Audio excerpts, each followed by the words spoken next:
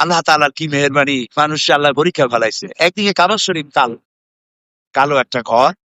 এই ঘরটার কোনো শৈল্পিক সৌন্দর্য নাই, কালো পাথর দিয়ে গড়া আর কালো গেলাপ দিয়ে ঢাকা। কিন্তু আমি জীবনে আল্লাহ আমাকে বহুবার নিয়েছেন, বহুবার নিয়েছেন।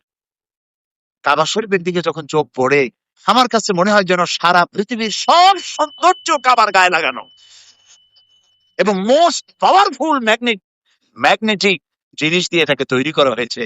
দেখলেই মনে হয় আমাকে ডাকতেছে, আমার কাছে আয়, আমার কাছে আয়। সুবহানাল্লাহ। একদিকে একটা কালো ঘর, আর একদিকে সোনার দোকান, কম্বলের দোকান, জায়নামাজের দোকান, তসবির দোকান, আতরের দোকান। মানুষ আল্লাহ ইমানের পরীক্ষা ফেলাই দিচ্ছে। এই কালো ঘরটা দিয়ে তাকায় থাকো, না নামাজ পড়ে সালাম দিয়ে সব দোকানে চলে যাও। এটাও দেখতে চান না। বহু লোক আছে যারা নামাজ পড়ে, এখানে অনবরত 120টা রহমত নাজিল হয়। কয়টা?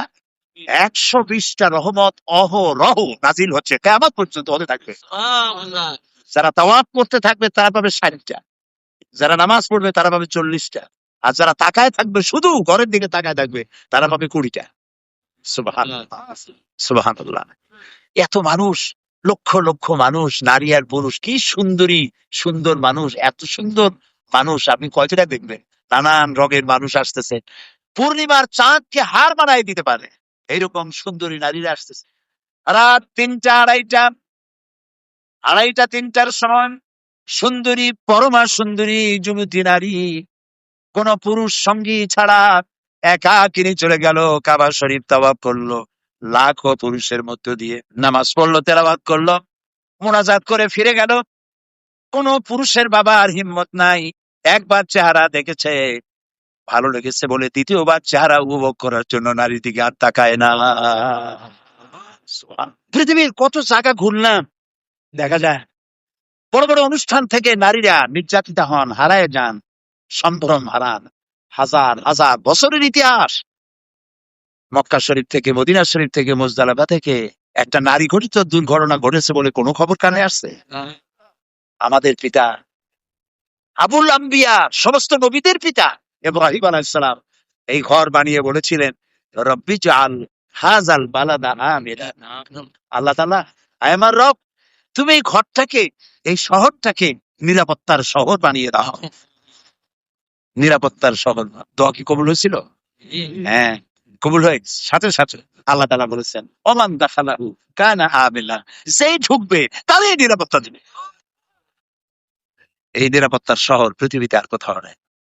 এই কোরআন একখান কিতাব, বিশাল বিপ্লব করেছে, রিভলিউশন, ইনকিলাব করেছে একখানা কিতাব। যারা চুরি করতো, ডাকাতি করতো, যৌন চাহিদা মেটাবার জন্য একটা মেয়ে লোক দরকার, সেই মেয়ে লোকটা কার বউ, কার মা, কার মেয়ে দেখার কোনো চিন্তাই করতো না। তারা সে কারণটা করতো, মানুষকে কেন হত্যা করবো না, অমুকের সম্পদ কেন লুট করবো না, এর কোনো যুক্তিসঙ্গত কারণ তাদের মাথায় ঢুকতো না। এইরকম একটা জাতি চুরি করতো, ডাকাতি করতো, মরুভূমির মধ্যে উট চড়াইতো। এই কোরআন মরুভূমির রাখালদেরকে দিগ্বিজয়ী সেনাপতি বানাই দিল। এই কোরআন মরুভূমির উটের রাখালদেরকে, ভেড়া দুম্বার রাখালদেরকে ন্যায় বিচারক বাদশা বানাই, বিচারপতি বানাই দিল। আস্থা দুনিয়া, অর্ধেকটা পৃথিবী মুসলমানদের পায়ের তলায় এনে দিল। সুবহানাল্লাহ। এই সেই কোরআন, যে কোরআনকে তোমরা ছেড়েছো, যে কোরআনকে আমরা ছেড়েছি। কোরআন বুঝতে চেষ্টা করিনি। এ কোরআনের নাম কোরআন, এটার নাম কি? এটার নাম কোরআন, এটার নাম হুদা, এটার নাম শিফা, এটার নাম জিকর, এটার নাম নূর, এটার নাম তানজিল, এর নাম কিতাব। এই নামগুলি কি আমার বাপের বানানো, আমার বানানো? এই নামগুলি কার? আল্লাহ তাআলা। ওয়াল্লাহি আমি আপনাদেরকে আমার বাপের গল্প শুনাইতে আসিনি, আজে বাজে গাঁজাখুরি কিস্সা কাহিনী শুনাইতে আসিনি। কোরআনের ওয়াজ নিয়ে তো কুল পাইনি। এক শ্রেণীর লোক আছে যারা ওয়াজ করতে আসা আজে বাজে গল্প কিস্সা কাহিনী বলে মানুষ কাঁদায় কাঁদায় তারপরে সর্বনাশ করে থুয়ে গেল। অনেক রাত শুনলো ওয়াজ, বাড়ি যখন যায় লোকেরা জিজ্ঞেস করে, এত রাত কোথায় ছিল? তো অমুক জায়গায় গেছিলাম। কেন? ওয়াজ শুনতে গেছিলাম। কি ওয়াজ? আর সাংঘাতিক ওয়াজ। কে ওয়াজ করলো? ও সাংঘাতিক বক্তা। তাছাড়া ভাই সবই যখন সাংঘাতিক, কি শুনলে তার দুই একটা আমার শোনাও না। কই এত সময় শুনছি, তার একটা কথাও যদি আমার মনে থাকে, এগুলোর কোনো দাম নেই। ওয়াজ হচ্ছে, যুবকরা আসে না কেন তাফসীর শুনতে আসে। সাধারণ ওয়াজ মাহফিলে, মিলাদ মাহফিল যারা করে যাইতে চায় না, কারণ ওখানে নাই কিছু সারবত্তা। একদিন নবী মুস্তাফায় রাস্তা দিয়ে হাইটে যায়, হরিণ একটা বাধা ছিল কাছিরি তলা, সাল্লাল্লাহু আলা মুহাম্মদ। আচ্ছা, কোথায় পাইছে? আছে কোথাও নবীর জীবনে এরকম ঘটনা কোথাও হয়েছে? নবীর নামে রসুলের নামে আন্দাজে বানাইয়া বানাইয়া কান্দার ভান করে মানুষ কান্দাইয়া তারপরে সর্বনাশ করে তুই। আর ইয়াং জেনারেশন যারা বিজ্ঞান পড়ে, যারা ইতিহাস পড়ে, ভূগোল পড়ে, যারা ইন্টারনেট দেখে, ওয়েবসাইট দেখে, কম্পিউটার ব্রাউজিং জানে, তারা কম্পিউটার, ইন্টারনেট, ইমেল, ওয়েবসাইট, এই জগতের মানুষ তারা তারা যখন এইসব কেসা কাহিনী শুনে তো কয় যে এ তো আদম আলাইহিস সালামের যুগের কথা কয়, এগুলো শুনে আমাদের নাম নেয়। ওরা মনে করে ইসলাম মানে সেকেলে, ইসলাম মানে হচ্ছে এই মধ্যযুগীয় ব্যাপার স্যাপার, এর মধ্যে কিছু নেই। কিছু আছে কিনা কালকে শোনাবো ইনশাআল্লাহ। এর মধ্যে কোন বিজ্ঞান চাও, কি চাও তোমরা, কি শুনতে চাও? তিবিয়ানান লিকুল্লি শাই, সবকিছু আল্লাহর মধ্যে বলে রেখেছে। ইতিহাস আছে, ইতিহাসের মধ্যে আছে কি একটু কৌতূহল হলো না জানার জন্য? আহারে কপাল। ডিসি সাহেবের কোর্ট থেকে, এসপির অফিস থেকে, অথবা জজ কোর্ট থেকে একটা চিঠি যদি আপনার নামে আসে ইংরেজি ভাষা, সেই চিঠিটার অর্থ আপনি জানেন না, ভাষাটা জানেন না, ইংরেজি জানেন না। এখন ওই চিঠি বোঝার জন্য আপনার কি কোনো পেরেশানি হবে নাকি হবে না? পেরেশানি হবে। এটা কি দুদকের চিঠি নাকি? এটা কি আমাকে গ্রেফতার করার চিঠি?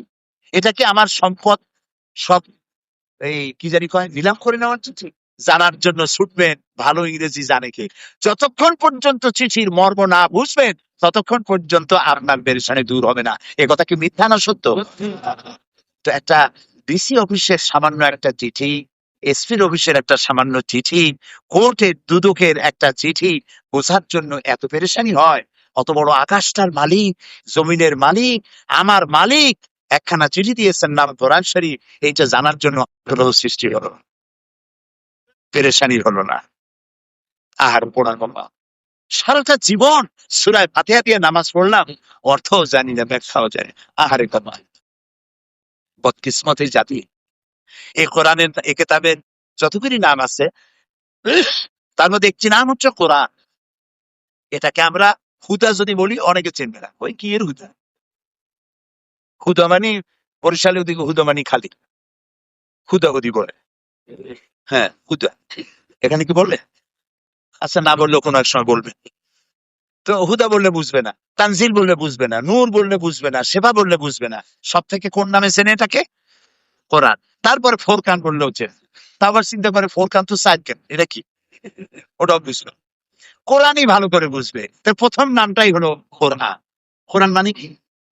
কোরআন শব্দের অর্থ হচ্ছে বহুল পঠিতব্য, বহুল পঠিত, যা বারবার পড়তে হয়।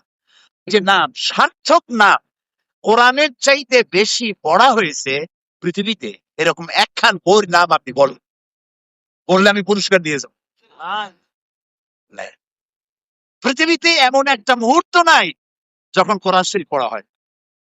ভাবতে পারেন যে আমার এখানে যখন রাত 1টা বাজে তখন তো সারা দেশ ঘুমাই গেল, তখন কোরআন শরীফ কিরা পড়ে?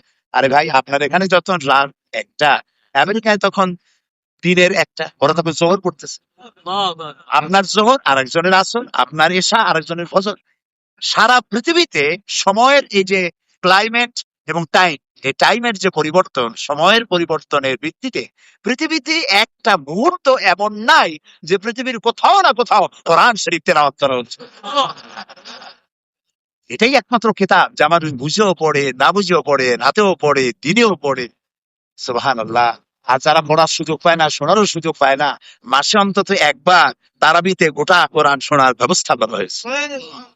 কিন্তু এইটা ঠিক না যে শুধু আমি শুনবো। কোরআন বহুল পঠিত, এর থেকে বেশি পড়া হয়েছে এমন কোন কিতাব পৃথিবীতে নেই। এক। 2 নম্বরে এর নাম হলো কিতাব। এর নাম কি? কিতাব। কিতাব মানে লেখা, কিতাবাত করা, লেখা। কোরআনের চাইতে বেশি লেখা হয়েছে, কোরআনের চাইতে বেশি প্রিন্টেড হয়েছে, ছাপা হয়েছে। এরকম একখানা বইয়ের নাম কি বলতে পারবেন? পৃথিবীর সর্বাধিক প্রিন্টেড, সর্বাধিক ছাপা লেখা হয়েছে যে কিতাব, তার নাম কোরআন শরীফ। বাদশাহ ফাহাদ বিন আব্দুল আজিজ কোন দেশের বাদশাহ? সৌদি আরব। আল্লাহ জান্নাতুল ফেরদাউসের মেহমান বানান। আল্লাহর ঘরে যেভাবে সাজাইছে, মদিনারে যে সোনার মদিনা বানাইছে, সুবহানাল্লাহ। এখানেই শেষ নয়, আমাকে তিনি 3 বার রাষ্ট্রীয় মেহমান করেছে। তখন আমি একবার এমপি থাকা অবস্থায়, আর একবার এমপি টেমপি কিচ্ছু না, ওই সময় 2 বার এমপি থাকা অবস্থায় যেবার উনি দাওয়াত দিলেন রাষ্ট্রীয় মেহমান করে, সেইবারে আমার সাথে সঙ্গে যারা ছিলেন পৃথিবীর বেশ কয়েকটা দেশের মেহমান, মদিনা শরীফে নিয়ে মুজাম্মা মালিক ফাহাদ প্রিন্টিং প্রেস দেখানো হল। ফাহাদ প্রিন্টিং প্রেস হচ্ছে পৃথিবীর সব থেকে বড় প্রেস, এর থেকে বড় প্রেস দুনিয়ায় নাই। সেই প্রেস দেখাইতে নিয়ে গেল আমাদেরকে, দেখলাম এরকমের সাদা কাগজ, মেশিনের মধ্য থেকে সাদা কাগজ বেরোচ্ছে, আর এক মেশিনে ঢুকতেছে প্রিন্ট হচ্ছে, আর এক মেশিনে ঢুকতেছে কাট হচ্ছে, কাটিং হচ্ছে, আর এক জায়গায় বাইন্ডিং হচ্ছে, আর একদিকে বক্সের মধ্যে যাচ্ছে, বাইন্ডিং হলো, বক্সে ঢুকলো, ট্রাকে উঠলো, প্লেনে উঠলো, সারা দুনিয়া চলে গেল। প্রতি ঘন্টায় এই কোরআন শরীফ ছাপা হয় 900 যে, প্রতি ঘন্টায়, আর 30টা ভাষায় ট্রান্সলেটেড হয় বিনা মূল্যে, ফ্রি অফ কস্ট, বিনা মূল্যে 30টা ভাষায় তর্জমা তাফসীর হয়ে সারা পৃথিবীতে প্লেন ভর্তি করে দুনিয়া ছড়াই দিচ্ছে বাদশা ফাহাদের প্রেস থেকে। আল্লাহ তুমি তার বেহেশতের বড় বেহেশতের মর্যাদা সম্পন্ন জায়গায় জান্নাতুল ফেরদাউসে তুমি তাকে মেহমান বানায় নাও। আমি বলতেছিলাম ফাহাদের ফজিলত বলছি না, বলছি যে কিসের ফজিলত? কোরআনের ফজিলত। এর থেকে বেশি পড়া হয়েছে এমন কিতাব দুনিয়ায় নাই, এর থেকে বেশি ছাপা হয়েছে এমন কিতাবও পৃথিবীতে নাই। আরো একটা চ্যালেঞ্জ শুনুন, পৃথিবীতে এমন কোন উল্লেখযোগ্য ভাষা নাই যে ভাষায় কোরআন শরীফ ছাপা হয় নাই, অর্থাৎ কোরআনের তর্জমা হয়। তবে কোরআন কোন অবস্থাতেই বাংলায় উচ্চারণওয়ালা কোরআন শরীফ আপনারা আপনাদেরকে না কেনার জন্য আমি অনুরোধ করি। যারা কোরআন শরীফ পড়তে পারেন না, বাংলা উচ্চারণে কোরআন শরীফ পাওয়া যায় বাজারে, তারা এটা কেনে। আপনাকে বুঝতে হবে এটা আরবি ভাষা, এটা ইংরেজি নয়, ফার্সি নয়, উর্দু নয়, নাগরি নয়, হিন্দি নয়, রোমান নয়, ইটালিয়ান নয়, ফ্রান্স নয়, এটা আরবি। এটা কি আরবি? এর প্রত্যেকটা অক্ষরের আলাদা আলাদা প্রোনাউন্সিয়েশন আছে, তাসবিদ আছে, উচ্চারণ পদ্ধতি, মাখরাজ, উচ্চারণ পদ্ধতি আলাদা। আপনি যদি হাদিসে রাসূলুল্লাহ বলেছেন যে কেউ তো এমন আছে কোরআন পড়ে আর কোরআন তারে লানত করে, সুতরাং বাংলায় লেখা এটা আপনি করবেন না। আপনি কোন আলেমের কাছে যিনি বিশুদ্ধ তেলাওয়াত করে তার কাছ থেকে তেলাওয়াত করবেন, তা না হলে পরে মারাত্মক ভুল হবে। কি ভুল হবে? যেমন দেখেন আরবিতে জাল, জিম, ঝা, জ, এই কতগুলি অক্ষর আছে, এর উচ্চারণ কি দিয়ে করবেন? বর্গজ দিয়ে করবেন, অন্তজ দিয়ে করবেন, আর তো না, শেষ। কিন্তু উচ্চারণ সঠিক হবে না। তোয়া, জোয়া, আইন, আম, এর উচ্চারণ আপনি কিভাবে করবেন? ছোট কাপের উচ্চারণ না হয় একটা ক দিলে, বড় কাপের উচ্চারণে যদি 50টা ক এক জায়গায় লাগান, তো আপনি কক কক করতে করতে তো মুরগির মতো খালি থাকবে, উচ্চারণ তো হবে না। কুল মানে হচ্ছে বলো, আর কুল মানে খাও। তো কুল হু আল্লাহু আহাদ, বলো হে নবী আল্লাহ এক, একক। এখন আপনি যদি বলেন কুল হু আল্লাহু আহাদ, তাহলে অর্থ হবে খাও আল্লাহ এক। বলেন নাউজুবিল্লাহ। ইদা জা নাসরুল্লাহি ওয়াল ফাতহ, ইদা জা নাসরুল্লাহ, সদের উচ্চারণ আলাদা। আপনি যদি সদের উচ্চারণ জানেন না, আপনি বললেন ইদা জা নাসরুল্লাহি ওয়াল ফাতহ, তাহলে নুন সিন রা হলো, অর্থ দাঁড়ালো কি? ইদা জা নাসরুল্লাহি ওয়াল ফাতহ অর্থ হলো যখন আল্লাহর পক্ষ থেকে সাহায্য আসবে। আর ইজাজা নাসরুল্লাহি ওয়াল ফাতহ যদি বলেন, তার অর্থ দাঁড়াবে আল্লাহর পক্ষ থেকে যখন শকুন আসবে। দেখছেন কত পরিবর্তন হয়ে গেল। এই জন্য কোরআনকে আপনাকে প্রথমে শিখতে হবে, কোরআনকে বুঝতে হবে। আল্লাহ নবী বলেছেন এই কোরআনকে আমি যখন জিন সম্প্রদায়ের সামনে আমি যখন কোরআনে কারীমকে তেলাওয়াত করেছি, ফাকালু ইন্না সামি'না কুরআনান আজাবা, জিন সম্প্রদায়ের সামনে আমি যখন তেলাওয়াত করেছি, আমার মুখে তেলাওয়াত শুনে তারা বলেছে আমরা এক আজব ধরনের, আশ্চর্য ধরনের কিতাব শুনেছি। ইয়াহদি ইলা রুশদি ফামান্না বিহি, এ কোরআন যে শুনে কোরআন তাকে হেদায়েতের রাস্তা দেখায়, আমরা কোরআন শুনলাম আর ঈমান আনলাম। নবীজি বললেন জেনেরা আমার মুখে তেলাওয়াত শুনে তারা পড়ে নিল লা ইলাহা ইল্লাল্লাহু মুহাম্মাদুর রাসূলুল্লাহ, তারা কালেমা পড়ে মুসলমান হয়ে গেল। কোরআন এসেছিল আমাদের কপাল খোলার জন্য, আমাদের কষ্ট দূর করার জন্য, কিন্তু কষ্ট ক্রমান্বয়ে আমাদের বাড়তেছে। ঠিক না? ওষুধ খাই, ডাক্তার ডায়াগনোসিস ঠিকই করেছেন, ডাক্তার প্রেসক্রাইবও করেছেন ঠিক, কিন্তু আমি ওষুধ কিনে খাইলাম, আমার রোগ ভালো হলো না, দোষটা কার? নিশ্চয়ই আমি ওষুধও খাচ্ছি, কুপথ্যও খাচ্ছি, আর খাবার নিয়ম কানুন মেনে চলছি না। ডাক্তার যা নিষেধ করেছেন সেগুলোও খাই, ওষুধও খাই, রোগ কি ভালো হবে? বলেন, রোগ ভালো হবে? হতে পারে না।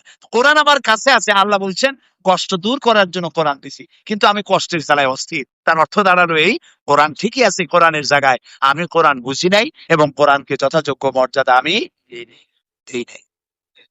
আল্লাহর নবী বলেন, ইন্নাল্লাযী লাইসা ফি জাওফিহি শাইয়ুম মিনাল কুরআনি কাল বাইতিল খারিব। আল্লাহর নবী বলেন, যেই দেহের ভিতরে কোরআন নাই, ওই দেহটা একটা ছাড়া বাড়ির মতো, ফেলে দেওয়া বাড়ি। ফেলে দেওয়া বাড়িতে কি বলেছে? বাড়িতে মানুষজন থাকে না, বগুড়া কি বলে? বিরান বাড়ি। বিরান, বিরান মৃত্যু শব্দ। হ্যাঁ, বসো অপযোগী না, অনুপযোগী না, মানে মানুষ, মানে মানুষ নেই, শুধু একটা বাড়ি আছে কিন্তু বাড়িতে লোক নাই জন্য। আচ্ছা, রাসূলুল্লাহ কি বলছেন একটু লক্ষ্য করেন। রাসূল বলছেন, যেই দেহের মধ্যে, যেই সিনার মধ্যে কোরআন নাই, ওইটা একটা বিরান বাড়ির মতো। বিরান বাড়িতে মানুষ না থাকলে কি থাকে? না না, ভূত থাকে না। ভূত বলে কিছু নাই, ভয় পাবেন না কালী। আপনারা কি ভূতকে ভয় পান? ভূত বলে কিচ্ছু নাই দিকে, বিশ্বাস করেন, ভূত নাই। যে বাড়িতে মানুষ নাই সেখানে জেন থাকে, শয়তান থাকে, আর থাকে সাপ, বিচ্ছু, তেলাপোকা, উই পোকা, বিজাবি, ইঁদুর, বাদল, এইসব থাকে। এখন রসুলের কথা শোনেন, যেই দেহের ভিতরে কোরআন নাই সেটা হলো ওই বিরান বাড়ির মতো। বিরান বাড়িতে যা থাকে, যে দেহে কোরআন নাই সেখানে তাই। এর ব্যাখ্যা যদি দিতে যাই তাহলে অনেক কথা আসবে, ব্যাখ্যা কম দেই, বোঝেন বেশি, তাহলে কাজে লাগবে। ছেলেটারে, এখন কিন্তু ছেলেমেয়েরা কোরআন শরীফ পড়ার সময় পায় না। এই যে দাড়ি পাকা যত লোক আছে, আমার মতো দাড়ি পাকা লোক যারা আছে, আপনারা বলে, আপনাদের ছোটবেলায় এমন কোন মুসলমানের বাড়ি কি ছিল যেখানে ফজরের পরে কোরআনের তেলাওয়াত শোনা যায় নাই? এমন কোন বাড়ি? প্রত্যেক বাড়িতে কোরআন তেলাওয়াত হতো ফজরের পরে, সুবহানাল্লাহ বলে। এখন কি আপনি 100 বাড়ি পাবেন যেখান থেকে সকালবেলায় কোরআনের আওয়াজ আসবে? নাই। কোরআনের আওয়াজ পাবেন কি করে? রাত 12টা, 1টা, 2টা পর্যন্ত ডিশের খেলায় অস্থির, কত রকমের ছবি, নানা ধরনের। এই ছবিগুলো দেখতে দেখতে রাত 2:30, 3টা হয়ে গেল। এরপরে ফজরের নামাজ নাই, ফজরে ঘুম, উঠলো গিয়ে বেলা 9টার সময়। আর ওই যে বাচ্চা ছেলেটা কি বুদ্ধি করেছে, কারাই বুদ্ধি দিছে আল্লাহ জানে। কিন্ডার গার্ডেন স্কুল যত আছে, নার্সারি গ্রুপের ছেলে, প্লে গ্রুপের ছেলে, সব বাচ্চাগুলার ক্লাস হলো 7টার সময়। মা তারে উঠায়, বাচ্চা কান্দে, উঠতে চায় না, জোর করে পাঠায় দেয়, ব্যাগ একটা ঘাড়ি ঝুলাই দেয়, বাচ্চার গায়ে ওজন যত তার থেকে বইয়ের ওজন বেশি। চলে গেল স্কুলে, কানতে কানতে গেছে, ঘুম নষ্ট হয়েছে। বড় ছেলেদের ক্লাস শুরু হয় 11টা, আর ছোট বাচ্চাদের ক্লাস শুরু হয় 7টায়। আমি জানি না এটা কি চিন্তা করে তারা করছে, তবে বুঝতে পারি কোরআন শিক্ষার পথ নাই, কোরআন শিক্ষার পথ নেই। এরপরে বলা হচ্ছে, এখন নতুন করে বলা হচ্ছে যে ক্লাস 8 পর্যন্ত ধর্ম শিক্ষা এটা অপশনাল, ঐচ্ছিক। আমি বলতে চাই, হিন্দু হন, খ্রিস্টান হন, বৌদ্ধ হন, মুসলমান হন, ধর্মীয় শিক্ষা বাচ্চা অবস্থা থেকে বাধ্যতামূলক করি। ক্লাস 8 পড়বে যে বাচ্চা, তার বয়স কত বলেন? আমরা শুনে 12, 13, 14 বছরের ছেলে, 14 বছর বয়স পর্যন্ত আলিফ জাওরা বাজাবার বা পড়ে নাই, লা ইলাহা ইল্লাল্লাহ পড়ে নাই, নবীও চেনে না, সাহাবীও চেনে না। আর বছর ক্লাস 8-এ 12-14 বছরের সময় আপনি তাকে কায়দা দেবেন, নাম পড়া দেবেন, সে পড়বে না, বেকায়দা হয়ে যাবে, ওই কায়দা কাম করবে। তখন তার কোনো গরজ হবে না আলিফ জাওরা বাজাবার পড়ার। আহারে, আপনার কলিজার টুকরা সন্তান কোরআন থেকে বঞ্চিত, আপনার মেয়ে কোরআন শরীফ থেকে বঞ্চিত, আপনার বাচ্চা কোরআন থেকে বঞ্চিত, আপনি নিজেও বঞ্চিত। শুধু একটা মাস আমরা বেছে নিয়েছি। আমার এই কথা বলতে গিয়ে আমার হৃদয়ে রক্তক্ষরণ হচ্ছে। আমরা একটা মাস বেছে নিয়েছি, রমজানের মাস, কোরআন পড়ি, ঝুলে ঝুলে কোরআন পড়ি, সকলেই কোরআন শরীফ পড়ে। আর রোজার পরে বন্ধু বান্ধব নিয়ে বসে, ভাই আমার পুত্রবধূ 7 খতম, আমার মেয়ে 9, আমার স্ত্রী 13 খতম, আর আমি এমনিতেই খতম। আচ্ছা, কোরআন শরীফ কি খতম করার জন্য আসছে? একটা হাদিস আমার দেখান, একটা হাদিস শোনান, একটা হাদিস শোনান কোরআন শরীফ খতম করার জন্য নাযিল হয়েছে, কোরআন শরীফ বোঝার জন্য নাযিল হয়েছে। সুবহানাল্লাহ। এই জন্য কোন কোন সাহাবী এক একটা সূরা শেষ করতে 6 মাস, 1 বছর লেগে যেত। এটা কি এই জন্য যে তারা কোরআন জানতেন না, আরবি জানতেন না?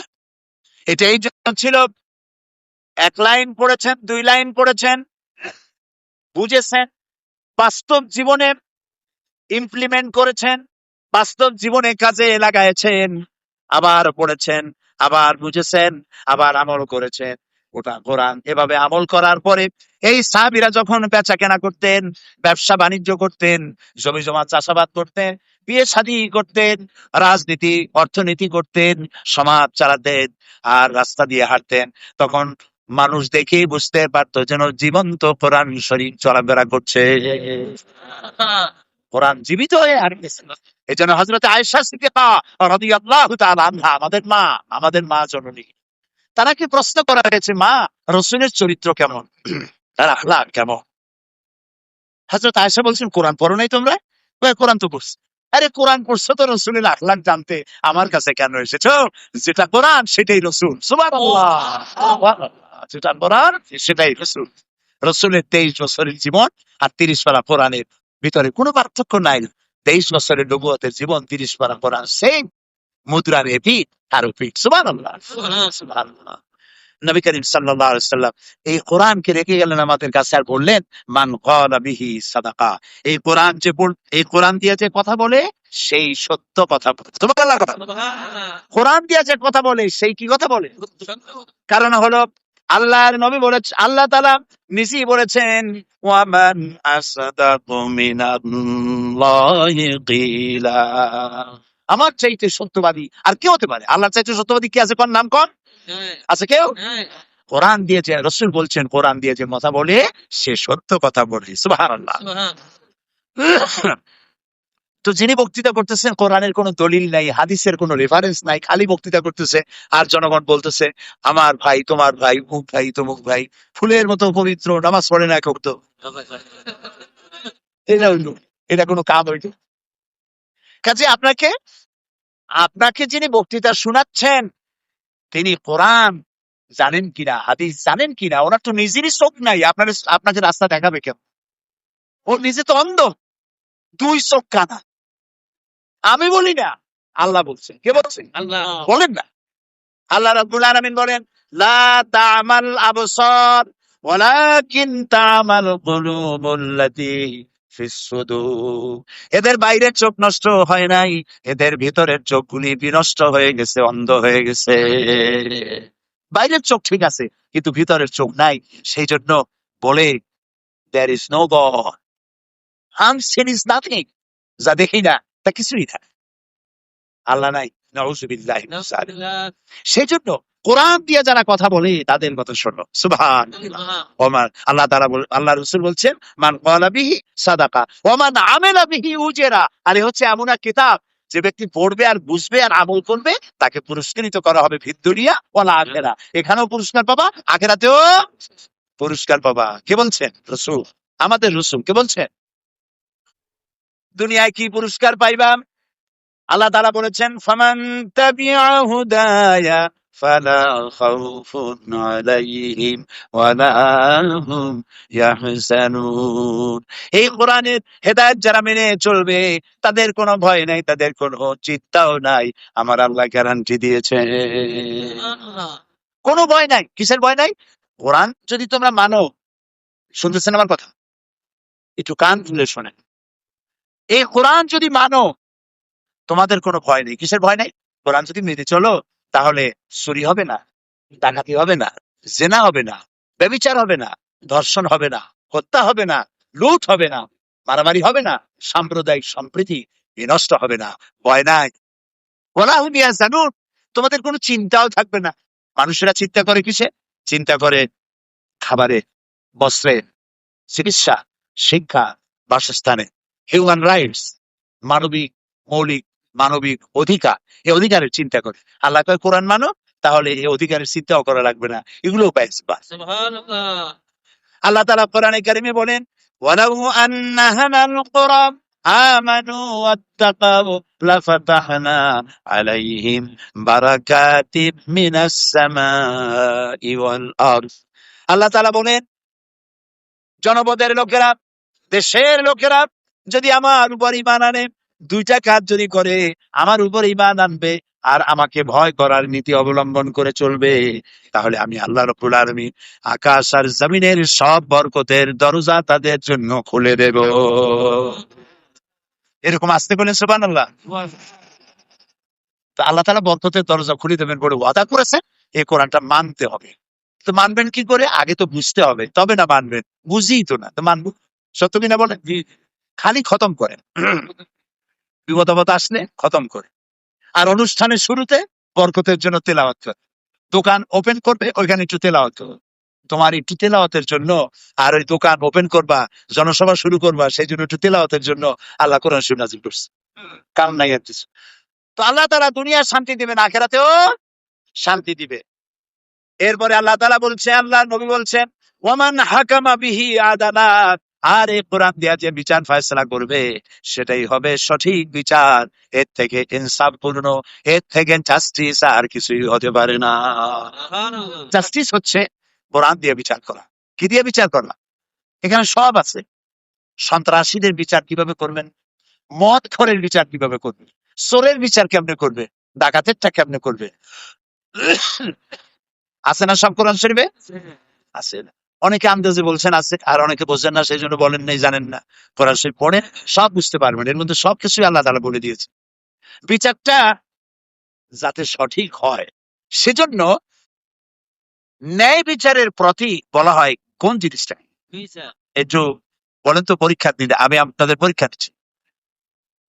হ্যাঁ, দাড়ি ফাল। যারা বলতে পেরেছেন গোল্ডেন 5।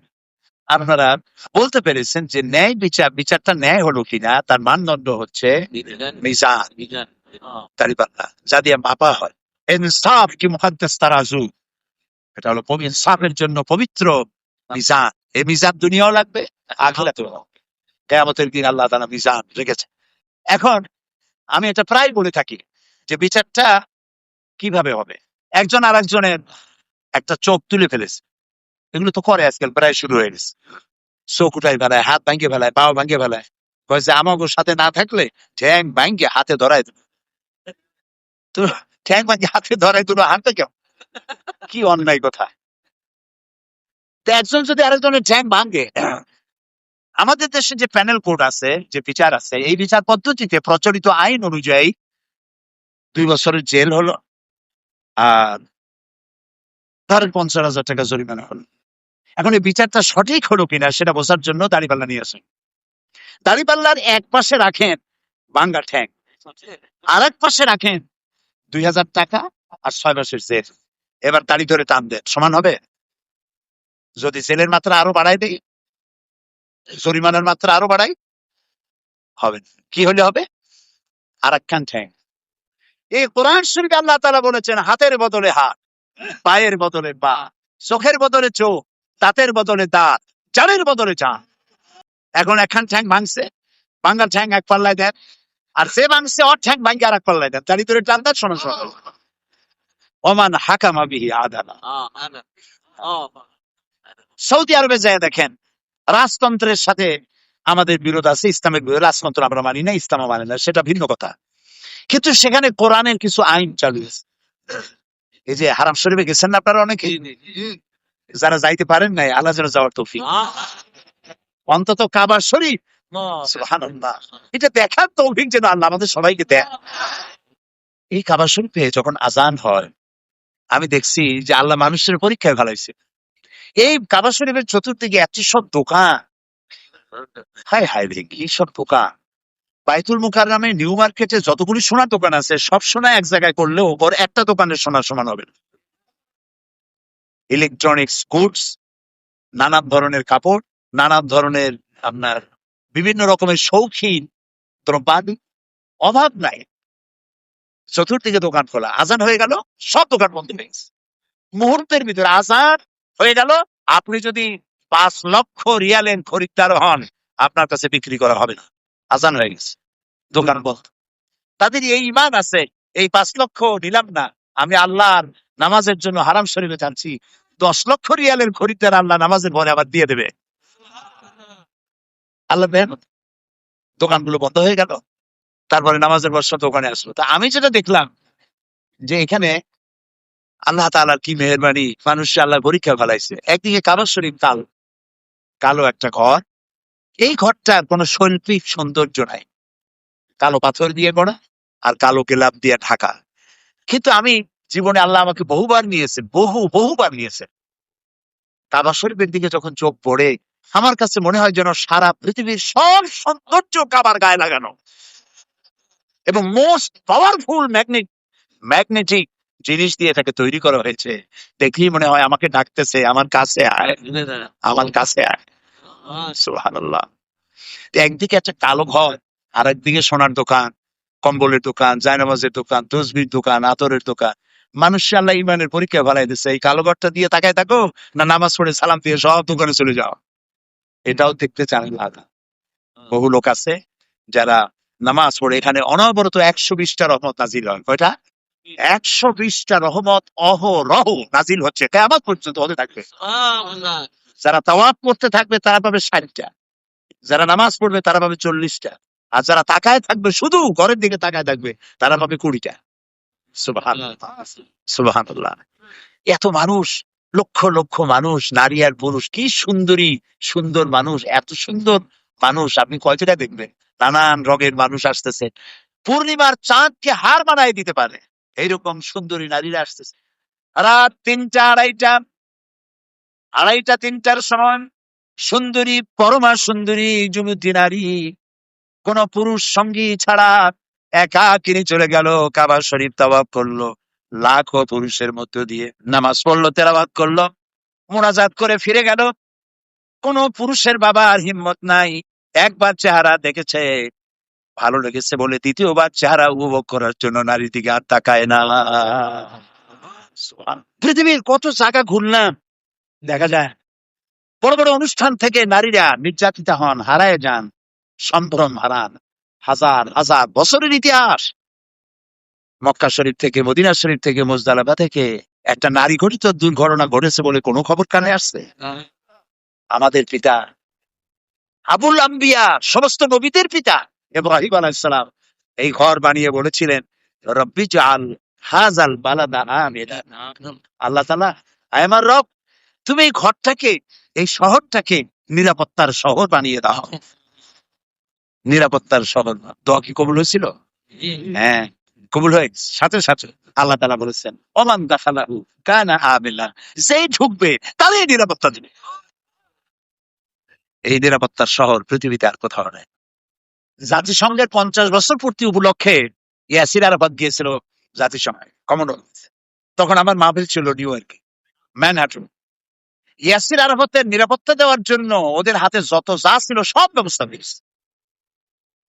তারপরেও এই নিউ ইয়র্ক শহরে মানুষের নিরাপত্তা নাই, চুরি ডাকাতি খুন অহরহ হচ্ছেই। আমেরিকার 52টা স্টেটের মধ্যে শুধুমাত্র নিউ ইয়র্ক সিটিতে 24 ঘন্টায় যে অপরাধ হয়, সৌদি আরবে সারা বছরও তা হয়। এই কোরআনের আইনের কয়েকটা আইন মানে, সব এখনো মানে না, মানে ইমপ্লিমেন্ট এখনো হয়নি। কিন্তু কোরআনের যে কয়টা আইন চালু করেছে তার বরকতে অপরাধ প্রবণতা পৃথিবীতে সবচাইতে কম সৌদি আরবে যায়। সুবহানাল্লাহ। এই কোরআন শুধু তেলাওয়াতের জন্য আসে নাই। আমরা যদি আমাদের এই দেশটাকে নিরাপত্তাপূর্ণ বানাতে চাই, সত্যি আমরা যদি এই দেশটাকে নিরাপত্তাপূর্ণ দেশে বানাতে চাই, প্রিয় ভাই সব, কথা শুধু বলতে ইচ্ছে করে। আমার এই দেশটা বড় সুন্দর দেশ, বড় সুন্দর, অমিত সম্ভাবনাময় দেশ। কি নাই আমার? সব থাকতে আমি আজ ফকির। 56,000 বর্গ মাইলের এই স্বাধীন সার্বভৌম দেশটির অনেক কিছু আছে। এর মাটি দারুণ উর্বর, বৃক্ষ সম্পদ দিয়ে ভরা, এর নদী নালা, হাওর বাওর, বিল খাল, মাছ দিয়ে ভরা। এই মাটির উপরে অসংখ্য গবাদি পশু, আর এই মাটির উপরে যে মানুষগুলি বিচরণ করে, এ মানুষগুলি বড়ই পরিশ্রমী, মানুষগুলি ধর্মপ্রাণ, সহজ সরল মানুষ, কিছু চায় না। প্রত্যেক দিন মেয়ে লোকেরা চায় না বেনারসি শাড়ি পরাইতে হবে, জামদানি শাড়ি পরাইতে হবে। পুরুষগুলি চায় না যে আমাদেরকে বাসমতি চাল দিয়ে বিরিয়ানি খাওয়ানো লাগে। সামান্য রিকোয়ারমেন্ট, একটু শান্তিতে থাকতে চাই, ঠ্যাং ভাঙ্গে হাতে ধরাই দিতে চাই, এটা যেন না চাই, বাড়িতে থাকতে পারি, দরজাটা অন্তত দিয়ে চুরি মারা থেকে বাঁচতে চাই, এইটুক চায়। মানুষগুলি ভালো, ধর্মপ্রাণ। আমার দেশের সবাই ধর্মপ্রাণ, হিন্দুরাও ধর্মপ্রাণ। আপনি দেখেন গ্রামে গঞ্জে যান, আমি যে এলাকা, আমার এলাকায় 3টা ইউনিয়ন আছে, 3টা ইউনিয়নের মধ্যে কেউ পানি খায় না। পানি না খেলে কি খায়? জল খায়। এত হিন্দু। আমি সেই সব এলাকায় গেলে মহিলারা আসেন, পুরুষেরা আসেন, মহিলারা মাথায় ঘোমটা পরা, ধর্মপ্রাণ। তারা পূজা করে, শীতের কপালে সিঁদুর লাগায়, হাতে শাখা পরে, স্বামীর সেবা করে। এরা ধর্মপ্রাণ। মুসলমানরা তো বটেই। আমার দেশের মতো এত বোরখা কোথায় আছে? সুবহানাল্লাহ, আলহামদুলিল্লাহ বলেন। এত টুপি কোথায় আছে? পৃথিবীর কোন দেশে কোরআনের কথা শোনার জন্য এইভাবে মানুষ বসার জায়গা না পায় দাঁড়ায় থাকে? আল্লাহু আকবার, আল্লাহু আকবার। আমার দেশের মানুষগুলি বড় ভালো, মাটি ভালো, মানুষ ভালো। এই মাটির তলায় রয়েছে অনেক সম্পদ, যে গ্যাস আছে, জেনারেশনের পরে জেনারেশন যদি এটাকে সঠিকভাবে কাজে লাগাতে পারে তাহলে এই গ্যাস ফুরাবে। এত গ্যাস আছে। আমার আছে কয়লা। দিনাজপুরে বড় পুকুরিয়ায় যে কয়লা খনি আছে, এশিয়া মহাদেশের সব থেকে শ্রেষ্ঠ কয়লার খনি দিনাজপুরে বড় পুকুরিয়া। আর ভূতত্ত্ববিদরা বলেন কয়লার খনির নিচেই থাকে ডায়মন্ডের খনি। অসম্ভব নয় যে আমার দেশে ডায়মন্ডের খনিও আছে। আমাদের সামুদ্রিক যে বিশাল এরিয়া, সেই এরিয়ার মধ্যে রয়েছে পেট্রোল। আমার ইমান মজবুত নাই বলে আমাদের প্রতিবেশীদের নজর পড়েছে সেদিকে। তারা খুঁজে নিতে চায়, আমার সমুদ্রের মাছ নিতে চায়, আমার পেট্রোল নিতে চায়। গরিব বিধবা নারী, তার যেমন কোন উপদেশের অভাব থাকে না, চতুর্দিক দিয়ে খালি উপদেশ দিতেই থাকে। এ দেশটাও যেন ওইরকম কেউ কেউ মনে করেন। তো আমার দেশে, আমার এই সুন্দর দেশটাকে আমার কোনো অভাব নাই। 15 কোটি, সর্বোচ্চ সম্পদ হচ্ছে মানব সম্পদ। 15 কোটি মানুষের 30 কোটি কর্মীর হাত। যদি দেশপ্রেম, ভালোবাসা দেশের প্রতি থাকে, কমিটেড যদি হয়, আর যদি কোরআন বুঝে আর কোরআন অনুযায়ী যদি জীবন চালায়, এর থেকে সুন্দর দেশ আর হবে না। প্রিয় ভাই সহ, দাঁড়ানো ভাইয়ের একটু বসেন। এতক্ষণ কিন্তু বলিনি, এখন আমি মোনাজাত করবো, সেই জন্য দাঁড়ানো ভাইদেরকে একটু বসতে বলছি। কাইন্ডলি মেহেরবানি করে, এই যে দাঁড়ানো ভাইরা, একটু বসেন, একটু বসেন দয়া করে। আপনাদের নিয়ে আমি দোয়া করবো। আর আমি লম্বা বক্তৃতা করতে জানি না, আমি এমনি ছোট মানুষ, ইলম কালাম কম, আমি অল্প কথা বলি। আর এভাবে বুঝাই, আপনি যদি পোলাও কোরমা বিরিয়ানি জমের খাওয়া খান তাহলে টয়লেট রিজার্ভ হয়ে যাবে। ভালো জিনিস কম খান, মনে থাকবে যে কথাগুলি বললাম, মনে থাকবে। কেসটা কাহিনী হাবি যাবি অনেক কিছু বললে টাইম নষ্ট হবে, আপনার মনে থাকবে না কিছু। আমি আগামীকাল এই কোরআনে যে বিজ্ঞান আছে, এই যুবকরা জানে না যে কোরআনে বিজ্ঞান আছে, এরা বলে যে বিজ্ঞান সব, কোরআন হলো মধ্যযুগীয়। আগামীকাল কোরআনে যে বিজ্ঞান আছে 1400 বছর আগে, আজকের বিজ্ঞানীরা যা বলছে সে সব কথা যে কোরআনে আছে, এ কথা আগামীকাল আমি শোনাবো ইনশাআল্লাহ। এই ছেলে এফিডেভিট করিয়ে নিয়ে আসছে মুসলমান হওয়ার জন্য। বাংলাদেশের প্রচলিত আইন অনুযায়ী কোর্ট থেকে এফিডেভিট করাই নিয়ে আসছে। তার নাম হলো, এর নাম হলো শ্রী প্রভাব সরকার, পিতা বিশ্বনাথ সরকার। হ্যাঁ, বাসবিবি জয়পুরহাট। তো আশেপাশে এসো। এর বর্তমান নাম সে পছন্দ করেছে, কি নাম পছন্দ করছো তুমি? আব্দুর রহমান। মাশাআল্লাহ। এই যে নবী করিম সাল্লাল্লাহু আলাইহি ওয়াসাল্লাম দুটো নাম বেশি পছন্দ করেছেন, আব্দুল্লাহ, আব্দুর রহমান। এর নাম আব্দুর রহমান সে পছন্দ করেছে। তো আমরা তাকে ইসলাম কবুল করাচ্ছি।